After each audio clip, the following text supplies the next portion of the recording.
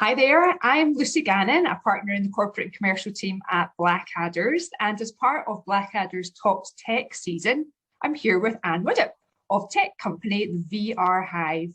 And she's very kindly agreed to answer some rapid fire questions today. So let's get started. Anne, what is the VRHive? We're helping employers and educational institutions move from passive to active online learning by harnessing artificial intelligence and gaming technology. So we want to provide a reactive, adaptive learning environment. So just in a nutshell, just imagine if you could gain nationally recognised qualifications from playing computer games. That's really what I want to achieve. I mean, there's major problems with online learning solutions. Up to 90% of e-learning courses are abandoned before they're completed, and knowledge retention is shockingly as low as 5%, and only 33% of learners show performance improvement. So, you know, we need to do something. We need to bring e-learning into the 21st century. So that's what the VRHive is all about. Awesome. What's your favourite app, Anne? I'm a sailor, so I'll have to face up to being Windfinder. So. Brilliant. And what did you do before the VRHive? I was a global director for IBM for a very long time, you know, best part of 20 years. So I started off as a software engineer and worked my way up through the company to run global contracts. So I'm steeped in technology. I did spend some time in education before I moved to IBM. So I've got a kind of combination of both of those, but most of my time's been as in technology. Good. And if you were offered free food or free internet, what would you choose? Oh, it's got to be food, I think. I'm a foodie. Absolutely. And in the weeks of COP26, what's the VRHive doing to address climate change, if anything? Well, I'm really keen to look at how online learning can remove the need for face-to-face learning. So you can reduce the carbon footprint by having much better online learning. So it's all about that. And also, for me personally, it's about me making ethical choices in my business about what suppliers I use. So, you know, I want to make sure if I'm working with data centers or whatever, that they're actually addressing climate change as well. So I think me as a business can make those ethical choices. So I think there's kind of two parts to it. So that's really important to me. Great. Netflix or Amazon Prime? Well, difficult one. It's probably Netflix, although they're a bit stale. Okay. Who did you hire to help you with your business?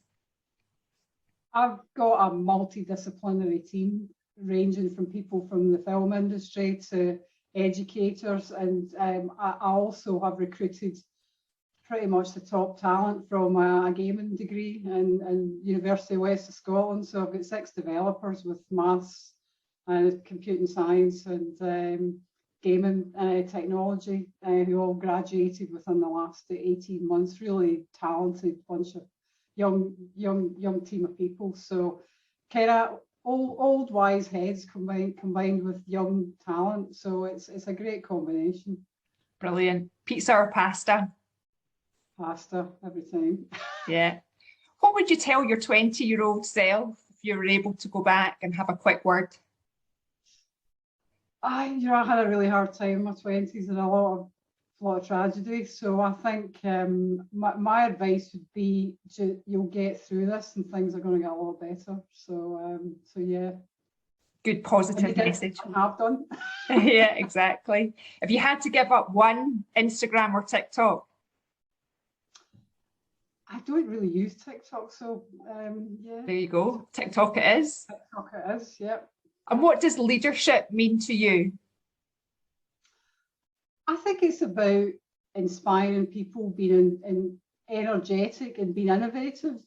I think it's also about, I think there's 2 parts. There's part of it which is leading from the front, but there's also a bit of pushing from behind as well. And you know, I'm really keen to make sure that as a leader that you develop your team, you see the opportunities, you give them the opportunity to develop and grow. And I think also in terms of leadership is show that you've got a good social purpose and you've really got strong ethics in your company as well. I don't put profits above everything else, and I don't think any company should. And it's about time we stop doing that. So that to me is what leadership is in business. Great. City or countryside? I know what you'll choose. I knew you'd say that. Countryside. Where do you see your business, the VR Hive, in 1 year?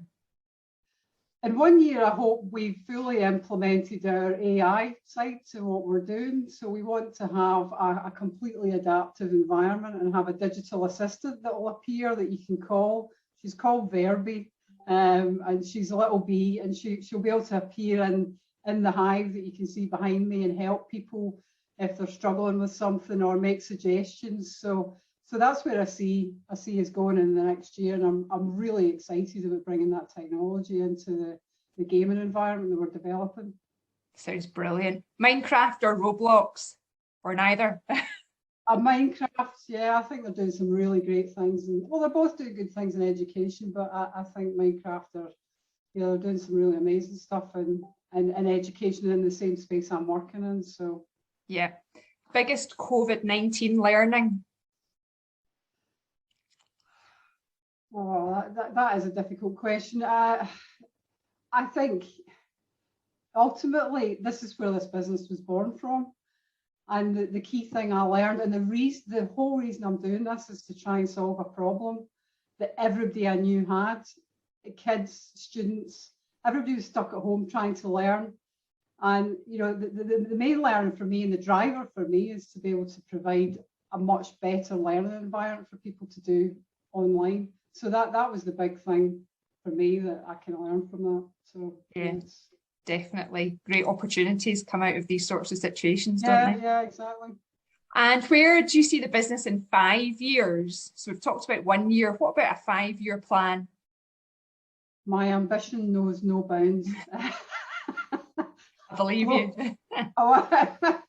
I'd love to have a global company. I'd really like to be able to reach out and help people across the world with learning. And one of the products that we're developing is using a smartphone and Google Cardboard, so it's really accessible.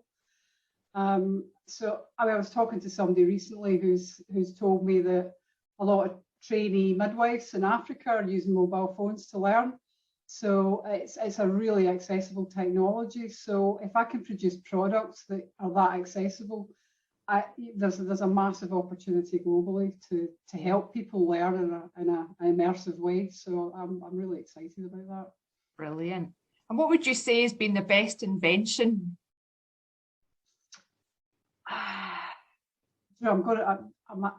I'm a computer person. It's a transistor, you know. Without transistors, we wouldn't have. And I love I listen to radio a lot as well. So you wouldn't have the radio, you wouldn't have you wouldn't have TV, you wouldn't have computers. So yeah, for me, it's a transistor. Brilliant. Have you needed any legal advice along the way? I rely heavily on getting good legal advice. I mean, it ranges from things like intellectual property, problems with, unfortunately, somebody was trolling me at one point. So I, getting some advice about that, to HR, to business governance. So, I think having good legal advice is absolutely invaluable, and having somebody that you can trust and is easy to work with and speaks your language. So I'm grateful to work with you, Lucy. Oh, very kind. So, could you live without search engines or social media apps? Social media apps. I couldn't live without a search engine. That just gives you access to the world's knowledge. So yeah, social media I could live without. Would you have, if someone was doing something similar to the VR Hive, what would be your advice at this stage that you're at? What would you tell them or say to them? Come work for me. I'll help you. Do it yourself. Join us. yeah, exactly. It's really hard. Don't do it. No, otherwise, what I would say is go and explore all that amazing technology out there. Go and innovate in education. So do it, absolutely. Yeah. Apple Music or Spotify? Spotify. I'm a big Spotify. Which tech leader inspires you the most, if any? I don't know if you'll have heard of him, but Taiichi Ono, who's a Japanese industrialist who basically invented the Toyota production system, which led to lean manufacturing and has brought a really revolutionary approach to startups and to running businesses as well. So, I mean, he was a real innovator. It's more of a methodology, but it's just a whole management approach and mindset, and it's so important. Yeah, brilliant. So you mentioned just briefly getting some HR advice. You're growing a big and successful and young team over at the VRHive. Have you had any particular HR challenges that you can share with us? I think it's getting contracts right for people. I think it's also, and I think that's so important. Things like NDAs, you know, having the right foundations in your business when you're dealing with people is absolutely critical, because you've got to protect yourself. And I'm afraid when it comes to that area, I'll think the worst, you know, hope for the best, but you've got to be prepared. And I think it's as I say, having those solid foundations. But I think it is challenging to manage a growing team and to provide them with the right opportunities when you're still in startup mode. So, but yeah, contractually, it's got to be done. It's got to be right. Get it in writing. Yes. Ebook or physical book? Physical book. I still like. I wondered. I wasn't sure. I still read actual books. Yeah, real books. And if you were to invite 4 people to dinner for a lovely dinner party soiree, who would you invite, dead or alive? Well, I'm going to be, I'll be true to myself again, because being a computer person, Alan Turing, who I have a massive admiration from, you know, scientist, logician, philosopher, you know, computer scientist, you know, amazing. Grace Hopper, you might not have heard of, but in the 1940s, she invented the compiler, and also the first language ever programmed in, which is COBOL. And in the 1940s, being a woman in technology, she was really groundbreaking. I'm going to stick with the groundbreaking women theme. Somebody else I hugely admire, Emily Davidson, who suffragette, who threw herself in front of the King's horse.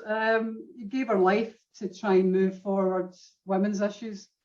And to get the vote, so massive admiration. And last person, Nelson Mandela, but again, massive fan. And growing up, Nelson Mandela was kind of part of it was part of your life, you know. You knew about Nelson Mandela, you followed his struggle, and when he actually got out of prison, I actually cried the day he got out of prison. I was so happy, and you know, it's been part of my generation's journey, I think. So yeah, quite an eclectic mix. An eclectic bunch. 2 women and 2 men.